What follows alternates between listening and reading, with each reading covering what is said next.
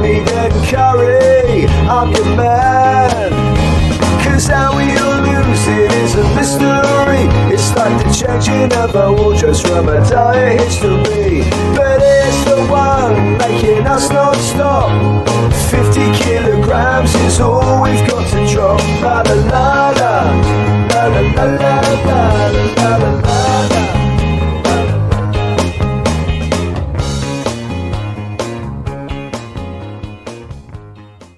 Hello, ladies and gentlemen. Welcome to the latest edition of 50 kg Drop podcast. This week we have the man, the mystery, Jonty Craven. Jonty, say hello. Hello. The mystery man, Bob, has actually not turned up yet, but he might turn up. And we've got a special guest this week, a weight loss expert in Bryan O'Keeffe. Bryan, please introduce yourself. Yeah. Thanks for having me, lads. I've struggled with weight for pretty much my whole life. And about 3 years ago, I disappeared from the world, lost 63 kilos in 7 months. And then about 4 months ago, I put about 30 of it back on, more or less. Well, over the last year, probably 30, but most of it in the last 3-4 months. And a month ago, I started my quest to lose 25 kilos in 100 days. And so we're just over a month and a half in. You lost 63 kilos in 7 months. We've been doing this pod for a year, haven't we? In how many months? 7.5 months. Because that's 63 kg. That's exactly 10 stone, isn't it? So that's an average of over a stone a month. That's mad. Yeah, I'm very interested to hear how you did that. And you put back on 30. So I put on like 5 pretty much over the next 6 months, like nothing I was concerned about. And then from July until September this year, I put on 25, most of it in September. That's mad. The biggest I've done, I was 150, got down to 122 for a boxing fight over that's probably like a 9-month period. And then I did put it all back on because I stopped the training 6 days a week and that sort of stuff. Yeah. But that's mad figures. It's definitely more extreme loss, but I think it's more extreme gain than any of us have done as well. Yeah. Ledge. And what was ledge for the gain, by the way? What was legend. What were the By the way, no, actually, I'm pound for pound champ at gain. Right. I think you that. 122. 122 on 16. I got up to 168, didn't I? Yeah, but that was in a space of about. No way. No. That went in about 4 or 5 months. Yeah, it was a disaster. I ballooned. Bryan, what was your starting weight and finishing weight, just so we can picture it? On the original kind of weight loss journey, my first weigh-in was 154 kilos, and I finished at 92. So I was 24 stone something, and I finished at 14 stone 5, I think, something like that. I was 138 pounds anyway. That's amazing. Yeah. So we talk a lot about, like, in the earlier pods, we were talking about kind of that moment where we were like, can't do this anymore. What was your point to just start? So many of them, like every night I went to bed and I was like, I can't do this anymore. And I put in this like 1 hour not being able to sleep every night of, okay, this is what I'm going to do tomorrow. And every time just wake up the next day and like pile more food into my face. And then, I was living in Mallorca. I'd moved to Mallorca working there remotely. And I'd moved there because it's like a more active, outdoor, healthy place. And when I moved there initially, I got on the wagon again. I'd lost, 2-3 stone in the first 3 months of moving there. And then lockdown happened, my gym closed, and I just kind of used that as an excuse to say, fuck it, I'm getting more takeaways. And so I spent 9 months putting all that weight back on. And then I was just getting sick of it. I had to move. I was living near Magaluf, if you guys know, which is like not the place. Yeah, not the place you want to be living, if you're on a weight loss journey. Yeah, so I had to move from my house, and I was looking at other places, and I was listening to this podcast. Have you ever come across Ethan Suplee? He's like a Hollywood actor. Do you ever see Remember the Titans? He's the massive lineman in Remember the Titans that really, like, he weighed like 400 and something pounds. He's also in Wolf of Wall Street as one of the henchmen. I listened to a podcast because he'd lost like £250 or something. And I can't remember anything he said in the podcast. Can't even remember what podcast it was. We said one thing. He said, why don't we analyze our failures? When everyone's been on like a good trip of like 1 or 2 months with weight loss, and why don't we analyze like what was the triggers that stops you losing weight? And we've got Bob, do we? Yeah, Bob's coming in. That's madness. Yeah. Bob, so thanks for joining, Bob. This is Brian, Bob. Hi, Bob. Nice to meet you. Nice to meet you, pal. Yeah. Bob loves this pod, by the way, Brian. I'm just going to interrupt you again. That's why he has a mic. Nice. I got the mic out myself. Yes. We're going professional today, lads. We're going professional. I love that. Bob, give you some stats quickly, Bob, just jumping in. Brian lost 92 kilograms in 7 months.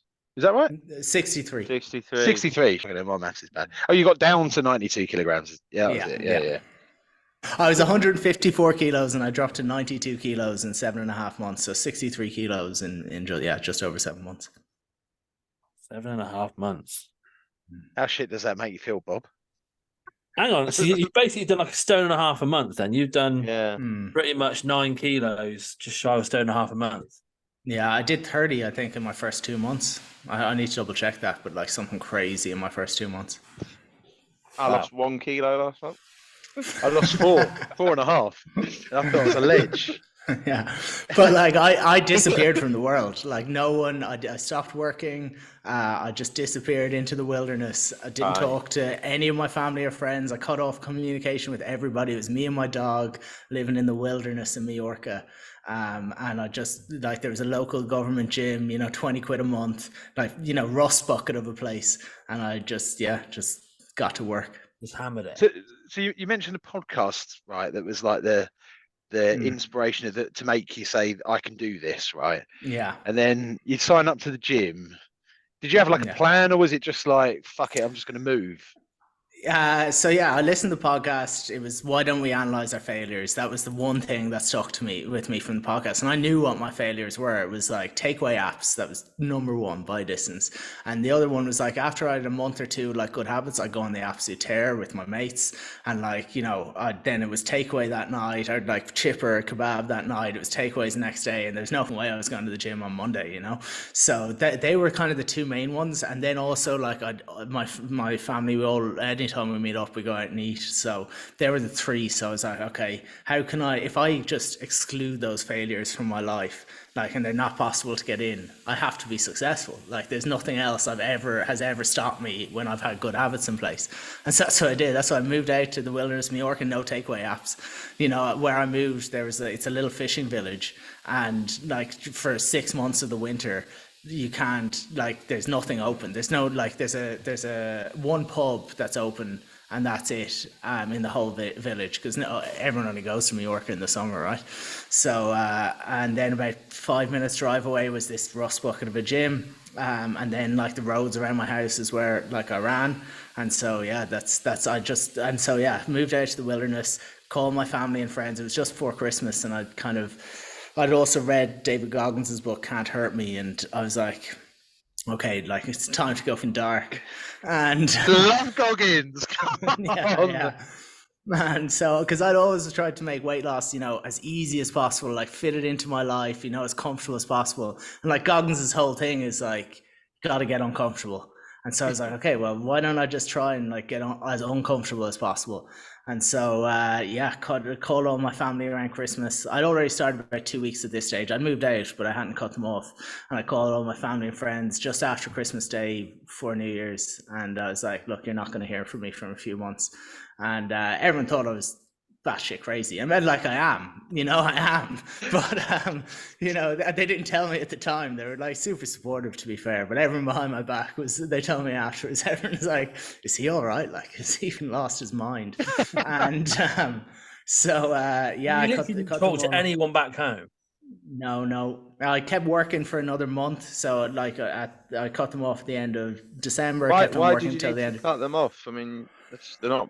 you could just talk to them like without gaining weight, right? Yeah, I know. I just wanted to go all in, you know. Yeah, okay. So that was it. Like that was probably the most unnecessary part. It's just as well. Like I always got overexcited about, you know, I was on a weight loss of like 10 kilos, saying, "Oh, it's gonna happen this time," and then I'd fail, and so I didn't want that to happen again. You know, get 2 months in, be telling everyone, "Oh, I'm gonna do it," you know, and they'd see me fail like 100 times over the last whatever amount of years.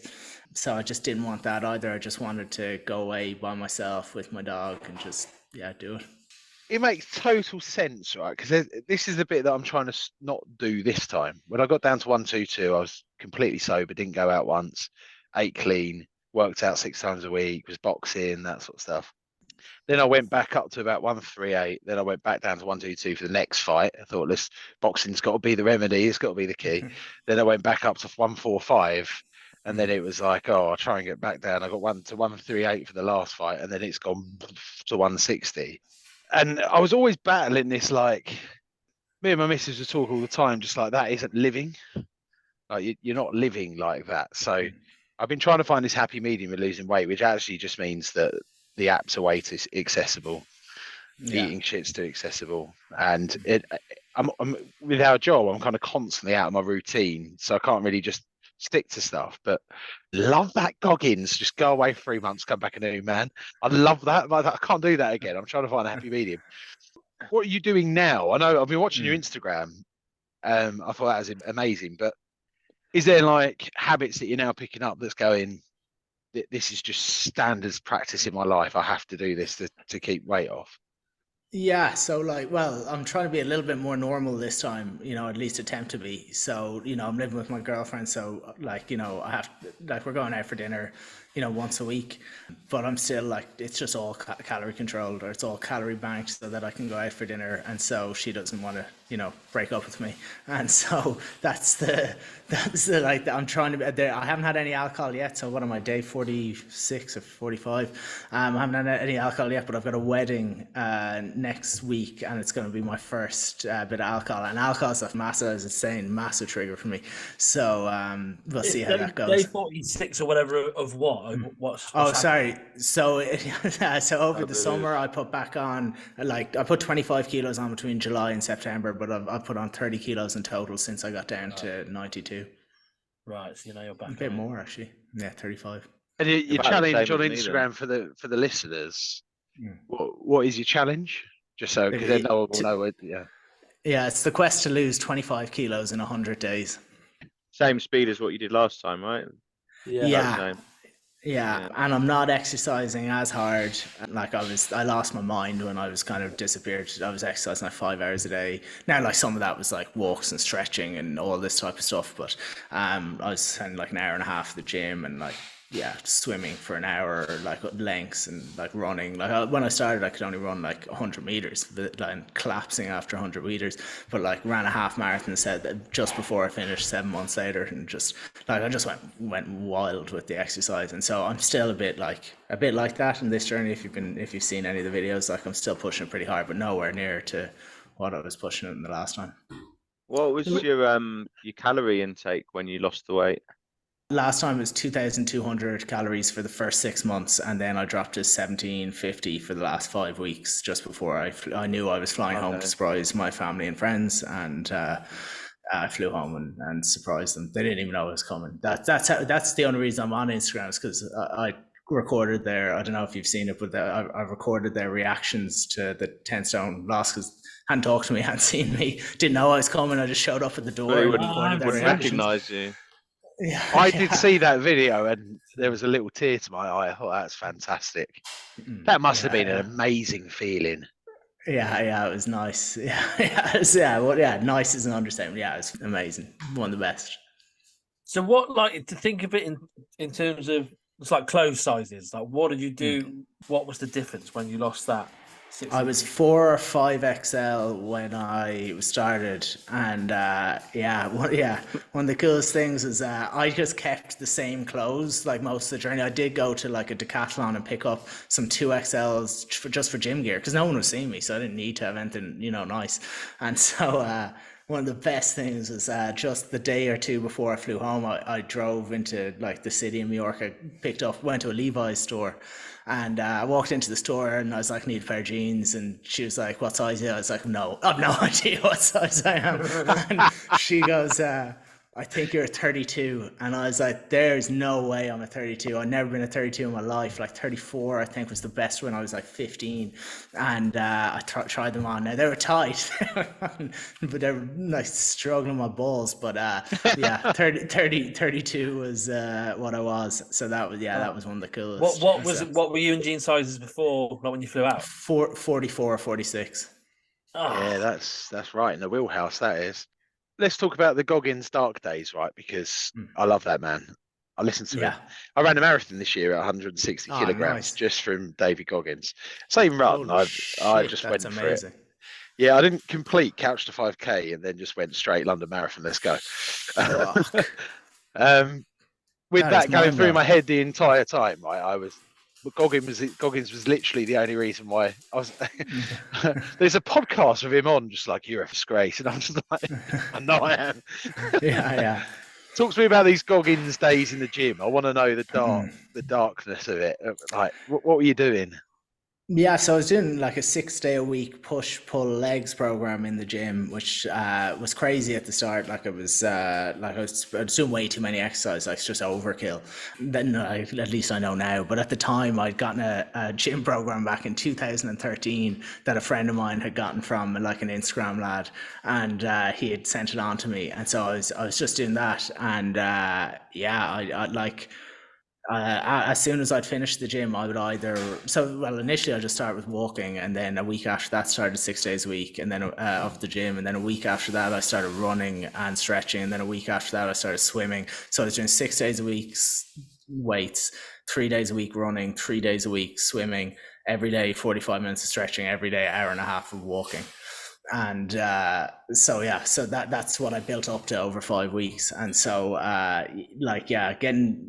there's definitely like moments where you're trying to get that, like I just tried to progressively overload, then like just adding a rep every time I went into the gym. And that's when like I'd hear Goggins like screaming down at me. I like people who would like doubted me my whole life. I used to like really like get into that like ego, like you can't do it, and like there's a little hike near my house. It's like a little hill, but it's got the 14 stations of the cross. I don't know if that religious thing, and in the 14 stations Jesus falls 3 times. And so as I was going up, I was looking at these and I was like, Jesus fell 3 times, I'm only going to stop twice. And like these weird like things that you get into your own head thinking like you're better than Jesus and all this. So like that Goggins kind of mentality definitely worked. And another one was when I completed my first 5K about 9 weeks in, I was like, it obviously wasn't true, but like again, in your own head, you have to build yourself up. And I was like, no, I'm the only figure at 130 kilos who can run a 5K. All that kind of tricking yourself into being kind of stronger. You're mid kind of in the eye of the storm at the minute. How are you feeling? Rough.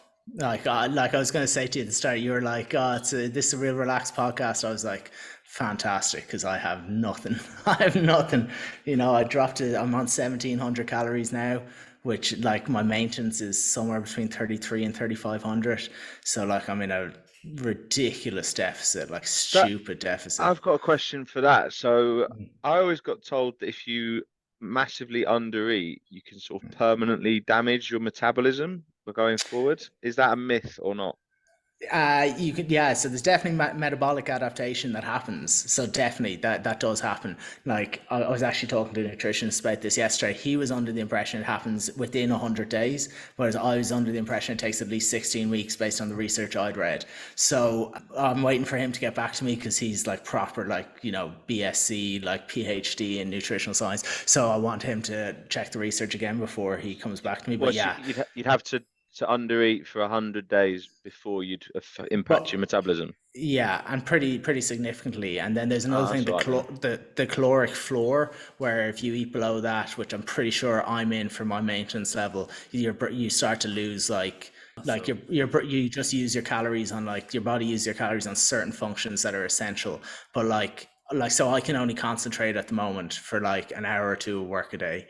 And like, if I'm on my phone, like texting or like working and my girlfriend talks to me, I don't even hear her. So I'm nothing except for, so like I've serious brain fog. Like it's super tough, super tough. That is a fantastic excuse that I might start using, actually. Emma listens to this. Emma, this is what happens, right? Like, I'm not ignoring you. Yeah. Brilliant. It's not had enough cake, Emma. But sorry, just to confirm, because I've always been really worried about it. So it is true, but it's a bit of a myth, and it probably gets exaggerated. Because I literally thought like, oh, if I undereat for a week, I'm gonna fuck my metabolism. No, and like, don't go as far as 1500. Like I'm an idiot. I've done that as well, mate. I've lost plenty of weight before, and I've eaten like 1,000 a day before. Like I wouldn't recommend it to anyone. If I didn't have the 100-day challenge, I would never have dropped lower than 2200. Even 2200 is very big deficit. But I find like the more you do it, eventually you just get used to it, and it's fine. Yeah, I don't have any hunger like at all. Even on the 70, really? It's just the fact that like I've no energy. Like, you know, like my NEAT, or I don't know how much you guys care about the actual, but my non-exercise activity thermogenesis is basically the calories you burn from just doing anything, getting up off the couch like that. That's plummeting, because like as soon as I finish exercise, I just like I'm lying on the sofa and I'm like I'm dead. So yeah, like definitely okay, I'm definitely pushing it exercise wise and trying to like progress and all that stuff, but yeah, I've no energy. Why don't you just do it a bit slower then? Why don't you try and lose it in 6 months? It's a good question, but it's just because I set the challenge of the 100 days. I have to, like, I can't get 45 days in. Everyone's like following me to see if I can do it, and then go, do you know what, lads, we're just gonna do it in a year. Yeah. And what's your kind of natural build? That's the bit we haven't covered. Because Zoom, I have no idea if you're 7'2" or 5'2". Question, yeah, 5'11". I do. I'm lucky. I put on muscle quite easily, so I'm quite broad. And yeah, like that's probably why my maintenance calories are so high as well. Because I like the only thing, even though I put back on the weight, I've been very consistent with my exercise for 2 years. Like I've pretty much, done other than maybe September this year, for the last 2 years, I've been doing push-pull legs at least 4 days a week, if not 6 days a week, for 2 years. So I've got a lot of that muscle helping me with a higher metabolism in order to, I was going to say, so you're about the same height as me, and I've never got above 20 stone, so I'd be really interested to know what you were eating, because I felt like I couldn't eat any more than I was getting my figures. It was outrageous. Like my McDonald's order was like £36 when I lived in London. My McDonald's order is £36. Like you can clean out a McDonald's for £36. And have no fucking food left. That beats me. Yeah. Yeah. Like it was like what was it? 4 double cheeseburgers, 6 chicken selects, large meal, 2 cheese bites, McFlurry, maybe a milkshake sometimes, the Diet Coke. Yeah, and I'd have it gone in like 15 minutes. Yeah, I love that's that phenomenal. Wow, great order. Yeah, I could easily. Would you find you'd eat more than 3 meals a day sometimes as well? Because that was when I was at my biggest, it was like I'm actually eating 4 or 5 meals a day. When you first joined the company, John, he'd come in with 2 sandwiches in the morning, like a Scotch egg, and everyone else is eating breakfast. And he's nipped out at 10:30. He's eating something else, and he's had a massive lunch. I saw this bloke. Like I hired him He was an ex-scaffolder when I hired him, and then he just was like this ginormous bloke in a year. I think it was about 4 months. I put on 4 stone, something like that. I was fat by Christmas. No, Christmas. But Brian, for you, like those types of meals, obviously, say about your McDonald's order. Like, how often were you having takeaways? I'm sure they weren't all that catastrophic as well. Like, how often were you eating in that way? There were always like 3,000-4,000 calories at least, and they were pretty much every night. Like when I lived in London, it was at least 6 nights a week of 3,000. So I'd be fine during the day. Like I might eat breakfast, which I still don't pretty much do now. I'd have a normal lunch, like I don't know, like some lunch around London in a cafe or something, like nothing crazy. And then I'd get home, and it would be like easily 4,000 calories. I'd say like that McDonald's order must be way more than 4,000 calories. Like the 4 double cheeseburgers alone is like 2,000. 2,000 before I've touched any of the cheese melts. There's another 1,500. Like, Wow. All right. So obviously you've gone away to was it Mallorca you went? yeah, I moved to Mallorca. Yeah. To Mallorca, right? So you've gone, right, I've had enough. I'm going away. I'm going the whole Goggins dark days. Now, what was the hardest bit? The first few months, like, talk me through how Yeah. that transition. Obviously, you've taken away all of the temptation because it's not around, but you've obviously got your Yeah. habits. So, what was the hardest bit? Yeah, What was the biggest? Before my body got used to the exercise, so like within 5 weeks, I was exercising 5 hours a day. But for the first 3 months, I was like running, like I was running 5Ks at whatever, 125, 130 kilos. And so like I'd get home and I'd like lie on the sofa. And if I got up, like everything was sore. Like I was hobbled over. I'd be like bent over to go to the jacks. I'd be like shuffling down the hall, like struggling, like cooking. Anything was like an unbelievable struggle. So yeah, the first 3 months were the toughest, but then my body got used to like the pounding. And after that, it was great. And like, as well at that stage, I knew I was going to achieve it. And I'd never done it before, and I just knew it was going to happen because I knew nothing would get in the way. So then it was great. Like I've got this weird, like I love the suffering of it. Like I really do. Like there's a lot of fulfillment in it. It's weird to say, but like even now, like it sucks, and like I'd say my girlfriend must hate me because I'm just the moodiest asshole ever right now. Is that just the starvation brain playing on you? Because when I've been like that, my head isn't functioning, so I think everyone hates me and I'm upsetting everyone. I'm being miserable and this sort of stuff. And it's just that brain battle. Is that it? Well, no, she tells me so. Yeah. So yeah, no, I like, because as well, like it's tough for her because she's like my filmographer, videographer, editor, everything. So like she has to follow me around all day, and she goes to the gym like 3 times a week. So the other times she's sitting there for an hour and a half in the gym, getting like 3 minutes worth of clips, just sitting around for the hour and a half. So like it's fairly miserable, to be fair. I understand why she's, and then like I'd be like shouting at her, I was just about to finish this workout, you need to be recording. And it's and like you get so moody. So yeah, I understand. And then so you get home, you come home and show everyone, but then you're surrounded by McDonald's and all the other temptations and all the other bad habits that you've shut out and then are back around you. What happened? Like, how did you adjust back to? So I put on like 5 kilos pretty quickly, but that was still fine. It was still like, like 14, 15 stones, a good weight for me. And so that's what I was around. But I was like, obviously I had more of a social life, like going out drinking, dating. I hadn't dated in 15 years. So like that was like doing all that. And, so the adjustment, like I didn't get takeaways at all, but I'd definitely go out and like eat dinner and like whatever. And it was fine because I kept exercising. Like that was not as hard. I would do maybe 3 runs and 4 gym sessions a week, something like that. So about an hour and a half every day. And so that kind of kept me in my like good habits. For the most part, like, I probably was, and like, my maintenance, as I said, is like so high calorie wise, like I'd probably undereated most days, and then if I went out for dinner, I'd put into 4,000 calories, but like the balance, the average was fine. So that's why I kind of managed to maintain it for the first kind of 9 months. And how are you tracking your calories? Is it through the apps? Yeah, MyFitnessPal. MyFitnessPal. And it took you 9 months before you started then putting the weight back on and I guess picking up some habits. Yeah, and then just snowballed. Like I always say to like my clients, habits are like a thread in a jumper, and like all of a sudden you start pulling at it, and you pull a little bit more, and then you've no jumper left, and that's kind of what happened to me. Like I got sick in July, and like I got sick on my 7.5 month journey, and I still trained. Like there was nothing going to stop me on the 7.5 month journey.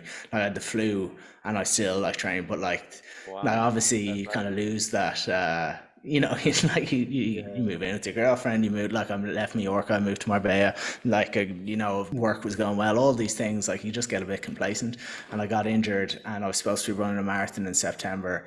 And I just like just started like, oh, I'll just run, I won't run this week. And then I like, okay, we'll build back up to the marathon. And okay, I can't go to the gym now. Or I can't do legs because I'll get DOMs and I won't be able to run and I won't be able to like all these excuses started like coming in. And then I would drop down to half marathon. So I did 2 half marathons in September back to back, 1 week back to back. And then I just like started going, okay, I had lost my gym habit like completely at this stage from about the middle of August, and just started like Uber Eats. I had 27 takeaways in 30 days in September. I love that. September last year.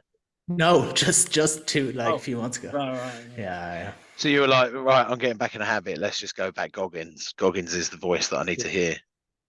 So yeah, exactly that. So basically, in mid-September, my girlfriend got back to Ukraine, and I knew I needed her to film. And so mid-September, I was like, yeah, I can't continue to like coach people to lose weight. That's like okay, I've lost weight, but like I'm 25, like I'm fatter than some of the clients I'm trying to coach to lose weight, and I was like, I can't. And, yeah, so I was like, okay, well, I'm just gonna have to be honest about it. And then I was like, well, let's try and make this into like a positive. And I was like, what can I do? And I came across this other guy, Andrew Arteca. You can look him up on Instagram, and he's like, he just started his own weight loss journey. He's like 500,000 followers, and I've been trying at Instagram for a year at that stage, and I was like, oh, well, like he's like what he's doing is amazing. I was like, maybe I can like bring some of what I learned about Instagram to the same kind of challenge. And so that's why I put a deadline on it. And so yeah, that's why I put in like some other things to make it like interesting, because like I want to provide value to people and show them what I'm doing, and show them you don't have to eat clean to like lose weight. If you like watch anything I eat, I don't eat clean at all. And yeah, so I want to provide that value, but like Instagram's entertainment, right? That's what it is. And like no one's going to watch if you're just telling them my life is like so much more boring than it's been for the last 45 days. Like myself and my girlfriend get together and we're like, okay, where do we go this week? That'll be nice to shoot.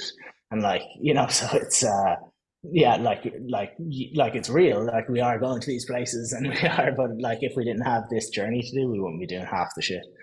I don't want to bombard you with really technical questions, but this is something that I kind of want to understand the answer to. Do you know when you like losing weight, you get to a point and then it just stops and you're doing the same thing, and then it goes a couple of days, you're staring at the scales going, like, I'm not losing any weight.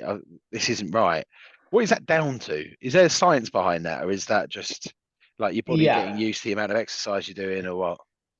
Yeah, so like if you have that plateau on the scales, it's a number of things, but if you kept eating in your calorie deficit, you have to be losing body fat. Like you have to, like there's scientifically, the only place your body can pull your energy from if you have an energy deficit or calorie deficit is from your fat stores. So you have to be losing body fat. So even if the scale plateaus, it's coming from something else. So it might be water retention due to maybe you like had less protein as part of those carbohydrates, part of those calories, and more carbohydrates. More carbohydrates you have, the more water your body retains, more salt you have, the more water your body retains. Don't take a shit in the morning before you get in the scales. That's undigested food in there. There's easy, could be a kilo in there. There's so many things, hormonal imbalances just through to whatever's going on in your life, stress, cortisol levels. There's a huge amount of things. But as long as you've eaten in your calorie deficit, you know for a fact that you've lost body fat, even if the scales hasn't moved. So that's like the thing you got to keep in your mind is like it's still happening, because that's usually the break where you're just like, oh bollocks to this. This is getting me on the phone at Domino's. I'm coming back. Yeah. And I see that a lot. What's your kind of at the moment? Because when I'm mid darkness in diets, what are you craving right now? I love like crisps. Now, usually I'm able to include like so I'll just do calorie hacked versions. So like burgers and chips. Like burgers and chips are my like when I was the last of 63 kilos, I ate burgers and chips 4 nights a week, like at least 4 nights a week. But they're calorie hacks, so like sandwich sims instead of burger buns, low like bacon medallions and low fat cheese instead of like normal bacon, normal cheese, chicken instead of meat, like fries in the air fryer made with potatoes I've cut up rather than deep fat fried. And so I'd be able to fit in like double chicken, bacon, cheeseburgers and chips into my deficit. So that's the way I eat. Like, and I still eat now. Now I get fucking pulverized on social media, like, would you ever eat a vegetable? And I do eat vegetables, but like I don't show that as much. So yeah, so anything I crave, I'm for the most part able to eat. So, but it's probably pizza. Like you said, Domino's. Like I know it, but there's just something about it that like it's not even that good when you have it, but there's some like something in it that yeah, something like that. Yeah, I was going to ask, when in your 7 month period when you lost weight, did you ever like have a blowout and like crap, like fuck it for like one day? No, I know not there's nothing once. to order, but there are no takeaways or anything. But you could have got No. like 15 Spanish omelets or something from the shop. Yeah, down the local bar. Load of fish Yeah, fingers. That's what I'd be doing, yeah, or fish fingers, yeah, yeah. Nah, yeah. but you, I And mean, like, I suppose you've answered it. If you're eating burgers anyway, there's not you're satisfying your cravings really. So exactly, yeah, and I'd have like ice cream. Like I have this like protein brownie doing in the microwave, and like there's a yeah, little near me, so little have the protein ice cream. So I'd mix those together like brownie and ice cream. So I never nice. felt like I was on a diet. Yeah, so like definitely like I think there's a huge issue. Everyone fucking thinks we have this huge like malnutrition problem, and we don't. We have an overabundance of calorie problem. Like that's the problem. And like everyone's like, oh, you need to eat clean, and you just don't. Like, and if you're Yeah, like, we need to lose 50 kilos, you didn't get there by eating like vegetables and salads, and you got there because you love this type of food that's full of calories. So yeah, if you love that flavor or those flavors, like include them. Like I use like crispy onions and like low fat bacon in almost everything I eat because it makes it taste, and cheese, it makes it taste good, but I hit my calorie deficit and so I lose weight. Yeah, yep. so Would I you get have any pretty. other sort of secret cheat foods like that? What was the bun you said you used for your burger? What was your bun? Sandwich slims, they're like sliced pan bread, except for they're like it's for two, it's 100 calories, and you stick them in a Right. toaster. Never And heard of them. then obviously the low fat American cheese is what I do for that. And then yeah, bacon medallions. What other kind of? I've so many of them, but my brain isn't And then working. you'd use chicken, chicken breast, just plain chicken breast. Chicken thighs I use because they just taste so much Right. better, and like they've more fat in them. Like there's very little difference calories wise. There is a difference, but they just taste so much better as well. Like you can like sometimes like if you do any batch cooking, like thighs, like chicken breast tastes horrible when you like Yeah, reheat it, whereas chicken thighs taste great. So yeah. What's your chicken thighs are like, yeah. thoughts on fish fingers? Why is this is a thing for you guys? Yeah, I think they're not a bad healthy option, but I've been laughed at.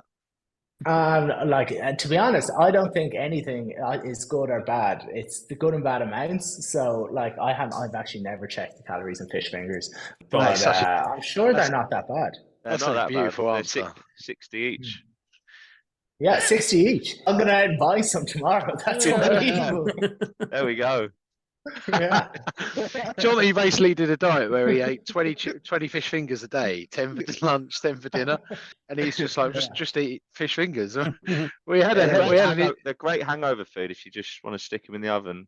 Diet Right, drinks, I want to actually. talk about Yeah, diet drinks. Yeah, they're good. Yeah, stock up on them, drink as many of them as you can. They're unbelievable, and like don't worry about the fear mongering over artificial sweeteners. The evidence just isn't there on that. what's Like that I on the can't. no added sugar drinks. Yeah, any of the zero, like Zero Monster sugar. Zero, Fanta Zero, Diet Cokes, Coke Zero, any of these kind of with the aspartame or non-nutritive sweeteners or artificial sweeteners, like if you like, 'cause it's a big media headline, oh, they're going to kill you, or they've been added to the cancer list. That what is a probability they might not possibly cause cancer. Like the other things on that list are like mobile phone usage and pickled vegetables and drinking drinks above 60 degrees, which is like coffee or tea. Like there's no good evidence that artificial sweeteners are bad for you. And like now the new thing is about your gut health, that they're bad for your gut health. They actually proliferate what's it called, Bacillus oculi or something. No, is that like the thing that Facebook uses over your eyes? Anyway, there's a bacteria that you want in your stomach that they actually help proliferate in your stomach. So they just drink them because the data is really clear that they help people lose weight. Nice. All right, that's good to know. Yeah. It related to what Ian said as well about some days he weighs himself and he's gained a little bit. Would you recommend weighing yourself every day or not? Because I really like to weigh myself every day because it just stops me eating in the night before. Because I'm thinking, oh, if I eat now, I'm not gonna I really motivates me just seeing like 0.1 of a kilo or 0.2 of a kilo every day. Yeah, I weigh myself every day. I like, Yeah. I think it's great, but you just gotta have that, like, you gotta remove the emotional attachment from the scales. Because really, what you want is to look at your average weight week to week.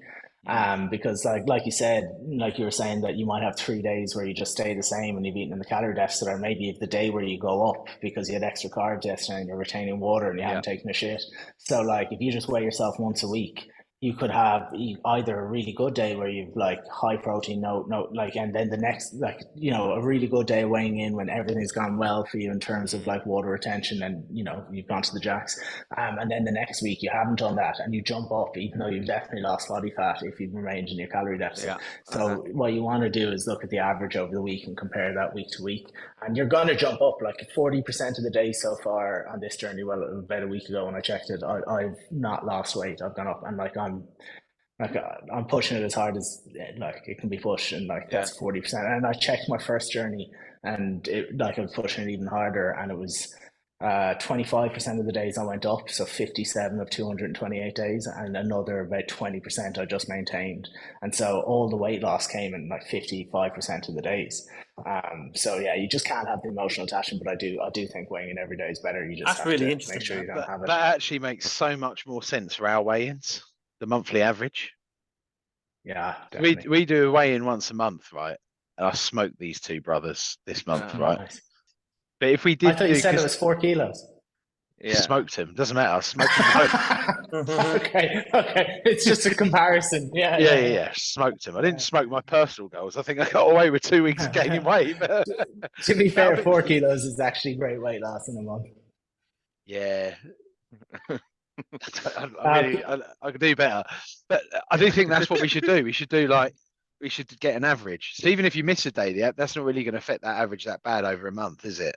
So No, yeah, not at all. because it's Yeah. an average. And say those figures again, because I think that's really interesting. It was 257 days, was it? You did? 228 days, and then 57 days, exactly 25% of the days I went up in weight, and another, I think, about 20% of the days I just maintained. And so the whole 10 stone was lost. And like more technically, because if 25% of the days I went up, more than the 10 stone was lost Yeah. in like whatever, like 114 days, let's say 120 days of the 228. That's good to know. 45% of the time, even though you're doing all the right things, you either stayed the same or went up. Yeah. What And synopsis have you people got for quit people? so much because of that. We've stayed the same for like a year, and we think our scales are broken. So Yeah. we went down a little bit. I lost a stone after the marathon in a day, and then I've gradually put that back on over a few months. You mentioned your clients. So are you helping others now? Is that Yeah. what that means? So Yeah. for almost a year now, I've been helping people because I went like crazy so I'm 35, but for the last 10 years, like I just went crazy about weight loss. All I wanted. So like that's why I like read the research papers, all of this stuff. Like I went absolutely mad. So now like people just started reaching out after they saw the video of me surprising my family, and so it's like, okay, let's do it. And I quit my job, obviously, so it's kind of perfect combination of like let's do it. That's great, to be honest. Like, I've had a few people have unbelievable like 30-40 kilo transformations. It's amazing. How does that work? Right, because you've obviously got some winning formulas, and I need to continue to smoke these two on the call. Yeah. Well, So no, I don't make anyone do like what I did. So really what I do is like I look at the person and their life, because so for example, like I like to save most of my calories at night because that's when I used to binge. And so I want to be able to make sure that's when my body's like get as much food into me as possible. So like I still, even at 1700 calories, save most of my calories for the nighttime. Whereas like if you're like someone who's just constantly snacking, like Jonty, you like to eat like bigger meals during the day, right? So that wouldn't be the best strategy for Jonty. So I look at your life and say, okay, where are you least disciplined around your calories? Because we want to make sure we have calories for that time of day. And then, and then I look at their exercise Can levels. be But any like time, really, Finis. right. Sorry, go on. Yeah. he just needs to be continuously eating. Yeah, that'd be good. Yeah, the 10 small meals a day tribe. Yeah. But yeah, Intermittent so fasting. What's your thoughts on that? Yeah. yeah, I Intermittent mean, fasting. like it's just a tool to achieve the calorie deficit. Like when you look at any diet, whether it's keto, intermittent fasting, whatever it is, they all perform the same, provided the calories are equated. Yeah. So if it works for you, so I kind of do a version of intermittent fasting. Now I hate calling it intermittent fasting because people think that intermittent fasting like magically farts your fat away. So I never ever call it intermittent. Like I just call it calorie delaying. So I have my first meal about 12:1, something like that, and it'd be pretty small, like some 200 to 400 calories. Then I'll have my lunchtime meal at like 6 o'clock. So like literally, so 7 o'clock, just before I came on here, I had like a salmon cream cheese bagel, with those crispy onions. And now later on tonight at about 10, 11 o'clock, I'll have a Korean chicken stir fry, and then I'll have an ice cream sandwich, and that's my 1700 calories. See, What that's so strange. You eat all just before you go to bed. Yeah, That's what yeah. I need to do. I'm a disaster at night. Disaster. Doesn't that it's bad for your sleep if you eat before you go to bed? No, like it's not bad for your sleep, but some people suffer from indigestion and then at Yeah. night, and like so then it's not a good idea. But there'll be no difference weight loss wise whether you eat Yeah, I one know meal at weight that. loss is more just interrupting your sleep, and I've I don't never, know. yeah. Maybe I for think some if people, you're But that hungry, you're I probably guess just sleeping all night. you'd never recommend that eating pattern to someone else. That's just your personal eating pattern. well, yeah, and I'd recommend it to people try it and see if it works for Yeah. them, definitely. Because Mm. that's what the thing about like coaching people, like, you know, like they'll tell me a bit at the start. Obviously, we'll have the call and we'll look at, you know, what their lifestyle is at the moment. But you have to just like try things and see what works. And eventually, over a kind of number of weeks, you'll land on, you know, the strategy that works for that person based on their lifestyle. So Yeah. yeah, like Ian, for example, I definitely, if you're like trouble at night, I'll definitely try the strategy. Like about 90% of people that who have that issue at night, like I have, it's been really successful for them to lane their calories at night. Mm. Till It Fair does enough. make total sense. When I worked in Amsterdam, I didn't eat during the day at all because I was just back to back. So I was only there for a few days, and then I'd get back to the hotel and just Deliveroo like a Chinese or something. But in theory, I should have been all right because even though that could have been 3,000 calories, it wasn't as if I was eating all day. So I think I could do that quite easily. I do get brain fog quite if I'm dieting though. What you won't get brain fog unless you go below the caloric floor. So if you're like, say your maintenance calories are 3,000 or 2,500, if you eat like 2,000, you won't get that brain fog. How do you know you've mentioned that a few times now? Your say that phrase again. The say it? Go on, The Bob. caloric Try floor. it. Bob, try it. Sorry. Try it, Bob. Try it, Bob. Say it. caloric floor was it? You Yeah, said? nice. I'm gonna have to jump off, guys. But yeah, Brian, it was a pleasure, mate. I've Yeah, definitely yeah. Nice to meet you, Dante. definitely learned some stuff that I'll be implementing. So yeah, let you know how we get on. Cheers. Yeah, nice to meet That's you. Yeah, the how do you know where that is? So you mentioned yours is at 3,200 or whatever it is. How do you know? The honest answer is I don't know at the moment. I like saying to lads, I'm talking to a nutritionist, like who's like proper, you know, I think PhD, about it at the moment. He's a great follow on Instagram, by the way, Pat Sports Nutritionist, I think is his name. And I've been talking to him about it, so he thinks I'm already in it, and I probably am because I'm getting the brain fog. But I had read previously that it was like below 1,000 calories a day, but it kind of makes sense that it will be different depending on your maintenance. Now, not everything that makes sense But is where's your true. So, Where's your maintenance? How do you work that figure out? so the best way to do it is to weigh yourself every day for 2 weeks and track what you're eating. And so if you maintain weight, you'll know what your calorie maintenance is. So say you're eating 3,000 calories a day, and you do that for 2 weeks, and the scale doesn't move. You know your maintenance 3,000 Right. calories. A quick way of doing it is to Google a TDEE calculator and put in your details, and it will give you the average maintenance calories for someone your age, sex, height, weight, and activity level. So that'd be a quick way of doing it. And then you want to take like 500 calories off. That generally is the recommended way to go about losing weight. Yeah, I remember Sophie talking about it. Yeah. I'm gonna So back to there now while we're talking about it. on your Instagram, you're working out every day, right, throughout this period, and you said something about having like habits that you can't break, and Yeah. that completely makes sense to me. If I have a day off, it turns into a week off. So, does your calorie intake increase the day, like with the work? Are you adding the workouts that you've burnt, or are you just running completely on empty? Yeah, running on empty. So, like, it'd be different if I was like trying to perform in a marathon and hit a time or something, you know. If I was, but I'm not. Like, you know, I'm trying to lose weight, so I won't eat the calories back. And also, like any calorie tracking, like whether it's an Apple Watch, whatever, that like the research is clear, they way overestimate the calories you've burnt. Even like the machines in the gym, like they'll double like what you've actually burnt. Like, never trust what they say, what your watch says or your phone says that you burn calories wise. Never ever trust that.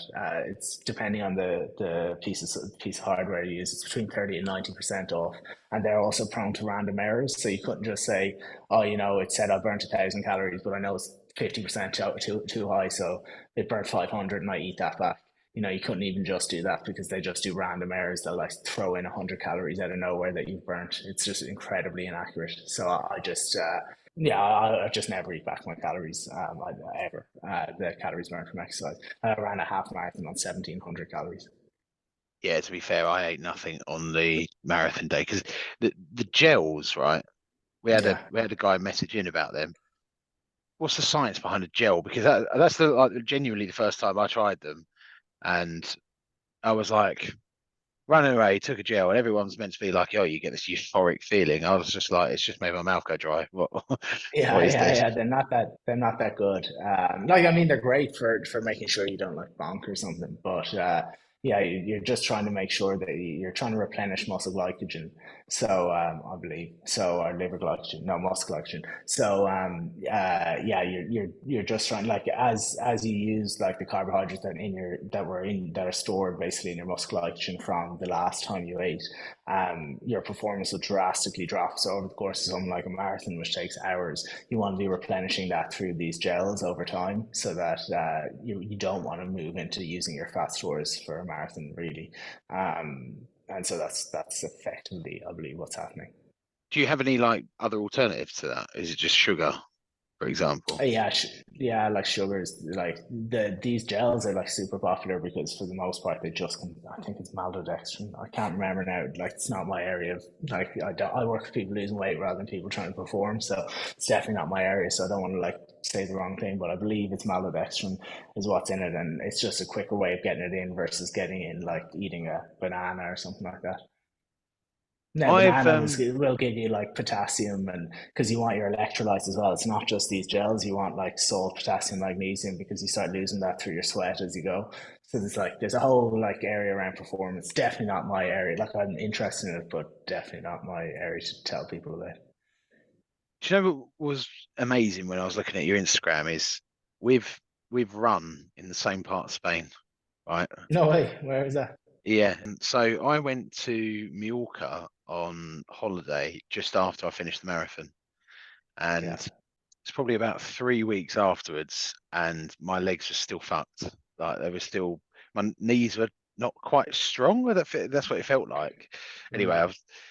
What weight there's did you say you were when you ran the marathon? 160 kilograms. That is mental. That is unbelievable. That is one of the most impressive things I've ever heard. Yeah. Thank you. Thanks. Fucking hell. It's a couple of episodes back. I go through mile by mile what I was feeling, but I didn't run it like I didn't run the whole thing. I run like 14K and then just grunted the rest of it out. So Yeah. it was miserable. It was the worst day of my life. It was fucking awful. But I ran along the seafront in Mallorca near, was it Mallorca? Marbella, it was. Yeah.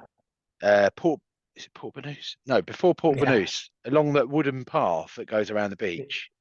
And Yeah. one of your videos, it turns into like a stony path, and there's like a couple Yeah. of restaurants, and it's quite wide, and there's loads of dog walkers and that sort of stuff. You were running Yeah. down there, and I was like, I've fucking done that. I've done that as well. It's Yeah. amazing. I thought I'd add Yeah. that little No, bit of I context in love there. that. I love that run. It's like 10 minutes down here for me. It's brilliant. Like, it's just such a nice run. Now there's no hills and stuff, but yeah, Yeah, it's that just was great. that. I got to the end of it, and I ended up in some sort of like sandy building site, which is a bit like right down the other end.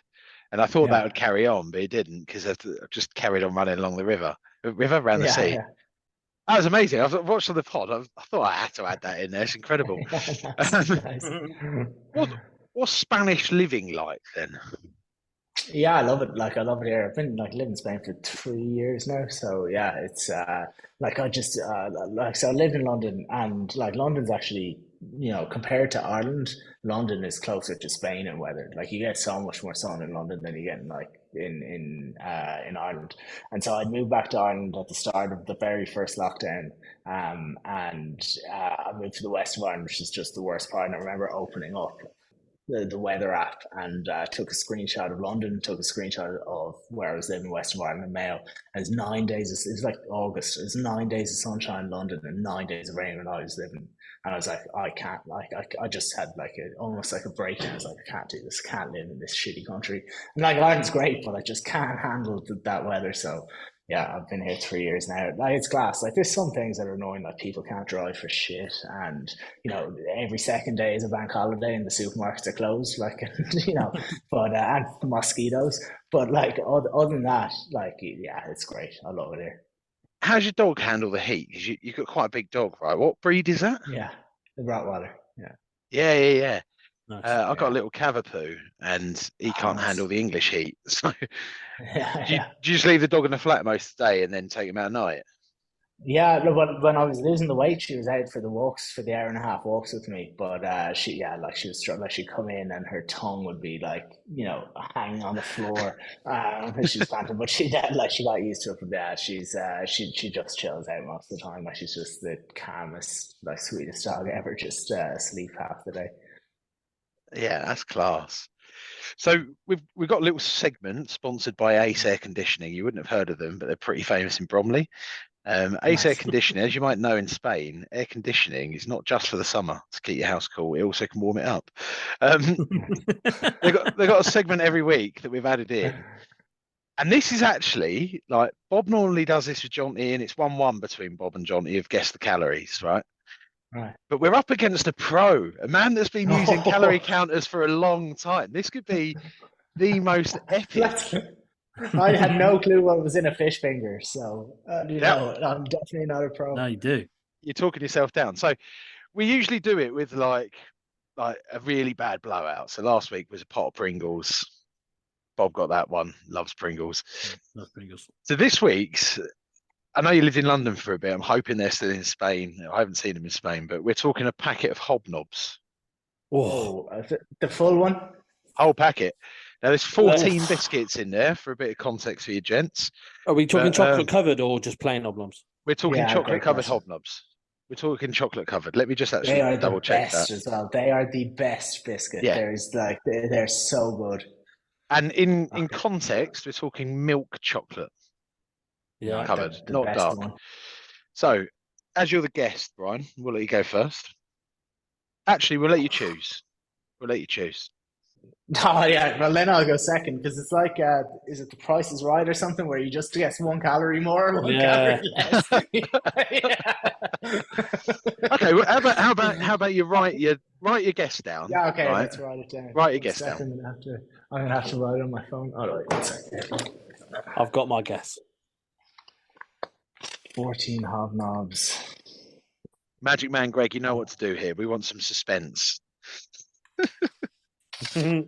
Bob's confident. Bobby's confident. I've never seen him. I've got this nowhere if I can be confident or not, so I've just all I know is I know my number. confident. I reckon. Sorry, I just want to make sure I'm doing my maths right. It's all right. Googling's fine. 800 It's welcome. and Cheat. Yeah. If I'm honest, you do look Yeah, stressed. I love this. Man, I'm so competitive, honestly. Anyway. We should have got John on here because he would head loss so hard when he lost. Okay, yeah, I'm going to go. All right, I have it written. Okay. Who's going first? Bob? I'll go first. Mine's 980. Based off of I've guessed 70 a biscuit. So I went 1,150. So guessing around 80 a biscuit. You should have gone. I guess 981 there. That would have been great content. Shit. Yeah. My brain was fucking working. The answer, gentlemen, and I have done this. I've also seen my missus have a good go at this as well. It's 1,302 calories. Oh, That was my first guess. 93 And a I biscuit. changed it. That's That was my first. so bad, isn't it? Yeah, When you think of it, have you actually physically made a biscuit before? No. You pour a So load of much butter. sugar, and then you put a load of butter in, then you put a load of, I think it's flour, whatever they want to mix it with, and then you just let them set, then cook them. So bad. Oh, 93. And Fantastic. obviously they're a one biter as well. They're not, they're an achievable one Yeah, biter. So, Brian, we're doing this every week, and we would love to have you back as a guest, right? This is proper I content. love it.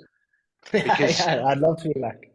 We've all gone through periods where we lost a load of weight and then gains and then lost a load of weight. And we used to have these chats like every week at work. So we thought, let's just start a pod. You seem like a man who loves losing weight, right?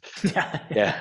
And I Yeah. fucking respect a man who loves losing weight because it is a dark, dark sport, isn't it? Can we catch up with you? I'm happier when I'm losing weight than I am when I'm at the weight that I want to be at.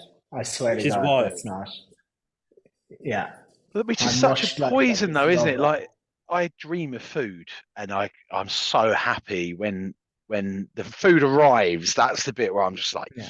I'm about to smash a massive curry, and then when it's done, I'm like, oh gosh, I shouldn't have done that. Oh, that was bad. And then I look at the mirror and I go, look at the state of you, you mess. And it's a horrible like trick on the brain, isn't it? Whereas I You kind of always- get what you're yeah. saying. It's mad that you don't remember how you're going to feel at the end. Like you've lost it by the time you're hungry and whatever. You forget that. I've got one last thing I want to talk to you about, Brian. Actually, before you go, it's like the emotion of like when you've lost all the weight. How long did you feel great for? Did you kind of get a new norm then? You were like, oh, this is me now. Now I'm into maintaining it, and now I just feel like this is normal Brian. Or did you feel on cloud nine for like ages? Yeah, well, actually, within about like 3 or 4 months, I felt of like losing it the last time around. I felt as good as I felt when I got to my like. Obviously, I wasn't getting the feedback from the world that I got once I lost it, but I felt like amazing. I was like super fit, like really strong, like just loads of like great like physically, mentally feeling like achieving the only goal I ever gave a shit about, all those things. I felt unbelievable. And so, like everyone's like, oh, you must feel so different because like people saw me one day at 10 stone, like 10 stone heavier, and then they saw me the next day. But really it was during the journey that like all of it came, apart from obviously the feedback from the rest of the world.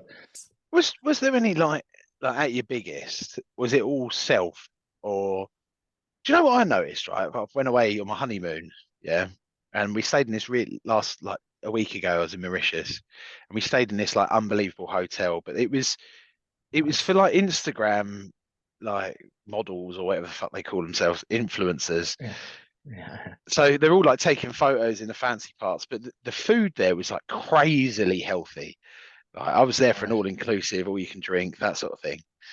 Yeah. And my missus noticed it. It was every morning because I gymmed 10 days when I was out there, and I was going to eat clean, but booze every day is a way to kind of counteract just doubling in size. And when I'm not working, I love just de-stressing as much as possible. So I love just working out. But the waiters would come over and give you like a bowl of, like I would order what would be like they called it an acai bowl. So it was like granola, fruits, that sort of shit, which was only purely to like bit of fiber is what my thought plan was. But then comes the table and just give it to my missus and then put like a fry up next to me, and I'm going, no, other way around. And they just couldn't get their heads around it. And then there's probably more calories in your acai bowl than there was in her fry. Yeah, I wouldn't be shocked. It wasn't really for the calories; it was more for the fiber. They're about 1,000 calories. Yeah. It's being that fat guy is the bit that really starting to fuck me off. It's like, oh, here comes a big fella. Or the other one is people thinking you just like the only job you can have is insecurity. Oh, here he is, security guard. No, mate, I'm just a punter having a pint. So when you got to that kind of like, because I never got as low as you, I've at the time thought, do you know what? At the time, I still thought I was morbidly obese, and I was 122 kilograms. The photos, I look amazing, like large man clothes. I'm triple XL at best at the moment, and that's when I've kind of got this really dark moment where I thought, am I just systemically the fat guy in my head that I'm always going to bounce back and just just become that person, right? So I think the long way of asking this is like at your thinnest, did you feel content, or was it like the job is like, or I don't know, I'm struggling to word it, but do you know what I mean? Also, It's like did you feel like you, or did you feel like a temporary version of you? Oh no, yeah, I felt bingo. like yeah, I felt like I finally like the person I thought I was, but I had this like cognitive distance. Like, so I used to play like decent level of rugby as a teenager and stuff, and I always saw myself as this sporty. Like even at 150 kilos, I saw myself as this like sporty. Like I go out and like I play a lot of tennis as well as a kid, and like even at 150 kilos, I wipe the floor with my friends. And so, but so in my head, that was the person I was. And so, but yeah, I felt like I finally got there, once I got my 2 kilos. You did actually feel that. You felt like, yeah, I'm the Yeah, bollocks. Oh, see, that's yeah, I yeah, want yeah. that. Like ego was out of control. Like Yeah, yeah, everything yeah. within about 5 days of meeting my friends, they were like, "Will you shut up about this weight loss?" Will you?" Like, okay, we get it. Yeah. But was that then your chat? Did that kind of identify? I've got a lot of friends that go sober. I go sober for a lot of the year. That's more kind of mental than trying to lose weight. And you tend to just say, "Yeah, I'm sober. Yeah, I don't drink. I don't drink," Yeah, and it then becomes your identity. Was that kind of what you were doing? Was it like a yeah, like, I lose weight? Do you know what I mean? yeah. It did definitely become my identity, and like there was always a new person who hadn't seen me yet as well. So like Yeah. like about a month late after I appeared, there was like a wedding with loads of friends I hadn't seen who'd like heard about it but hadn't seen, and so there was always a new person. Like it's oh my god, I haven't seen so long, it's unbelievable. All those things. Yeah, I really Because want I, that feeling. It'd be great. yeah, yeah, yeah. Like you've been through it, you come out the other end of it, right? And you lost 63 kilos, which is massive. But if you were going to do it again now, or if you were put back in that situation, what did you learn? Well, how would you go about it now? Like in terms of like, the Pretty exercise much routine or the eating or the stuff that you did that yeah. really didn't have an effect. Like what's the key things do you think now? So the number one thing golden rule, no matter what, is going to be your calorie deficit and like hitting that every day. That's the only like that is like I've probably two golden rules for my journey at the moment, which is exercise every day and calorie deficit. But like if shit was to hit the fan, I don't know, like some terrible news, whatever happened, I would still make sure I hit my calorie deficit and exercise, no matter what. So Right. but particularly for anyone just trying to lose weight, it's going to be calorie deficit. Like that is the golden rule. No matter like there's like nothing that will happen in my life where I won't hit my calorie deficit. And so and I won't break the habit chain as well. We're talking about those habit chains. Like once I've built that in, and like the first week is hard getting back to calorie deficit, but there is literally, I will not break it. And if you do that, eventually you will get to the weight that you want. Yeah. But yeah, it's that people break it, for the most part. And so, yeah, that's the number one thing. Then, like adding exercise, I would never recommend anyone drop their calories as low as I have in this journey. I'd never recommend anyone I would recommend people exercise hard if they actually wanted to exercise that hard. But like, I have a client who's losing it. She's can only walk. She's got an injury. She can only walk 6 to 8 thousand steps. Like that's I so she can only walk, but she walks 6 to 8 thousand steps a day. Eats like 1,800 calories on average, and she loses a kilo a week. But she never misses her deficit. Like she just does not miss her deficit. And like Right. 1,800 calories is a lot for like a woman. That's a kilo a week for 20 weeks. So like Mm. she's killing it. Like, and all she and, does is walk. and for the listeners, how do they engage with you, or is there like a waiting list, or how does that work? Yeah, well, I've been building an app for the last year. So I've just released the kind of beta version. I've got people testing that now. The full version is going to be released soon. So you can well, best thing to do is just head to my Instagram. It's at the.O'Keeffe. They can follow me there, and I'll be releasing the app to the public. I'm not taking on any one-to-one clients, but that app is kind of I basically thought if I was back at 25 and like knew nothing, like was still like, and should I do keto? Should I put like butter in my coffee? Should I be like, all these like crazy shit that people do and like don't know what's right? I was like, I built the app for that person who like just needs the plan, and I provide the information as well. I have a whole education hub on it. But the person who just needs the meal plan and the exercise plan, that if they just stick with this, they will get to their goal weight, no question. So that's what the app is, and yeah, it'll be released to the public hopefully in December pretty soon. Love that. That's December 2023, in case this pod actually gets past 5 listeners. And then, Bryan, I got one more question. Thinking about like your body transformation. Yeah. So I'm a big guy, right? So I like, in terms of, let's talk about body because I'm on it. Did your body, like, did it go back to how you thought or how you wished or wanted? Did you have any surprises, changes? Like, obviously big people going down to small people, there's all the issue with loose skin and stuff. Like, you don't have to divulge anything you don't want to, but no, I talked about everything. Yeah. So yeah, excess sin, I have a little bit of it. I got pretty lucky. I think like for someone who's lost 10 stone, you should have like bags of it. I posted story on my story before, like what I looked at, like at 15 stone, tiny bit on my chest, a good bit of it on just my stomach. Most of it's on my arse. So my arse side looks like a pair of testicles basically now. It's just like so wrinkled, which is great because I don't care about it. And the only person who looks at it is my missus. So, that's, yeah, I don't care. But yeah, like I got lucky. I think it's because I did so much strength training and like a lot of the fat as it lost was replaced by a bit of muscle. Now you'll never obviously replace all of that. But the research says that like there is nothing we know of that works. Any of these oils, like vitamin E oil, like none of it's been proven to work. And the only thing you can do if it really bothers you is get surgery on it to get it removed. Yeah, but like I have a bit of it. It just doesn't bother me at all. I'm more bothered about the fucking hair up here. I'll be going to Turkey pretty soon, lads. Johnny's got a solution to that, doesn't he? Johnny actually he had a full-on bald spot. He's been using some special shampoo, and it's all back. I hate to say it because that used to be my favourite thing to point out on him, but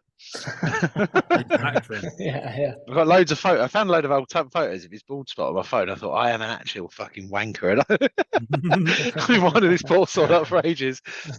I've also worked out since we've been on this. You mentioned that TDEE stuff. So if I do light exercise, which is exercise one or two times a week, 3,684 calories a day as maintenance. Or if I don't do any exercise in the week, 3,215 just to maintain. Yeah. Generally, what I find with those calculators is that once you start adding in exercise, they go mental. Like it's almost like the exercise watches. I think they over multiply. So what I generally recommend is you just do your like as if you're sedentary, like use that as your 3,215 and take 500 off that. That's what I would recommend. Like, and to lose weight, or just have that as in your head as your maintenance. No. So like your maintenance will be about 3,215, might be slightly a little bit higher, and then as your calorie deficit, you'd be like 2,715. To be honest, I don't think I've ever put anyone on anything above 2,400 calories, because if you know how to use them, 2,400 calories is a mountain of food. Yeah, that was going to be my next question. Is what would you suggest? I'm 167 kilos or whatever I am. What would you suggest to? Yeah, like, so it'd be different if you were like a 6-year-old woman who was like 5 foot. I would never recommend the size of the deficit that I'd recommend for you, but I would really consider going at 2,200 calories because it's manageable. You're not through your caloric floor. Even if you don't exercise at all, you lose like up to 1 kilo a week. If you exercise, probably more than that. But it's not like it's a sustainable. Like 2,200 calories is very doable. Like I did it for 6 months. First journey, I did it for the first 5-6 weeks of this one, and it's a mountain of food. Like I was eating like full family size bag of crisps on my 2,200. It's absolutely a lot of calories if you know how to use them. Noted. That's what I think in my my fitness at the moment is 2,150. So yeah, 2 seems definitely achievable. Yeah. And you did 63 I'm gonna have kilograms to jump, guys. months. Yeah, no worries. Thank you for having me, and I'd love to come back maybe closer to the end of the 100 days. It'd be great. Yeah, to come back at the end of the 100 days, that's how you got on. Yeah, Bryan, thank you so much, mate. That was incredible. All I'm thinking about is 63 kilograms in 7.5 months. That's a comparative bit of me going, come on, let's get in the woods. Yeah. Who's going to carry the boat? Thanks, Yeah, everyone. I yeah. appreciate that. See you later, All mate. right, I'll cheers, take- guys. Have a good Bye, one. bye. Bye, bye, bye.